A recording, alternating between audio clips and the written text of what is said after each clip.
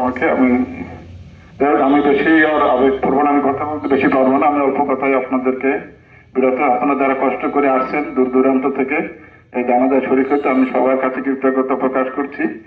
আপনারা জানেন যে আমার এই কয়েক মাস আগে আমার আরো এক ভাই মারা গেছে, মানে কয়েক মাসের ব্যবধানে আমি দুজন ভাই হারা হলাম।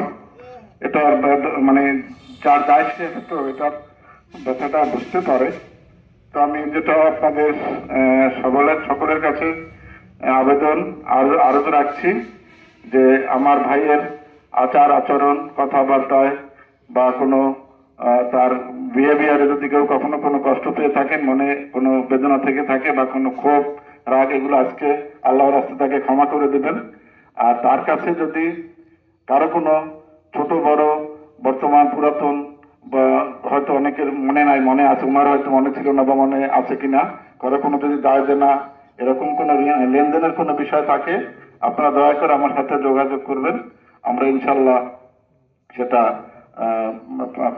আপনাদেরকে করার ব্যবস্থা করব। আর একটা কথা আমি বলতে চাই যে সেটা হলো আগামী শুক্রবার পরশুদিন আমরা বাদ আসর আমরা বাড়িতে ছোট একটু মিলাদের আয়োজন করব, আপনারা দোয়ার আয়োজন করব। আপনারা সবাই যদি দোয়া শরীক হন আমরা অত্যন্ত খুশি হব। সবাই আমি হুজুরকে অনুরোধ করছি এখন জানাজা পরিচালনা করার জন্য। কিচ্ছু আমার সাথে যাবে না, মাত্র একটি জিনিস যা আমার সাথে যাবে, সেটা কি ভাই? আমার আমল। আমরা সবাই জানি, প্রশ্ন করলে সবাই আমরা উত্তর দিয়ে দিই, সাথে যাবে আমল। এবার চোখ বন্ধ করে চিন্তা করেন, সাথে নিয়ে যাওয়ার জন্য আমল আমরা কতটুকু সঞ্চয় করেছি, কতটুকু নেক আমল আছে আমার ব্যাংক অ্যাকাউন্টে, কতটুকু আমল আছে আমার আখেরাতের অ্যাকাউন্টে।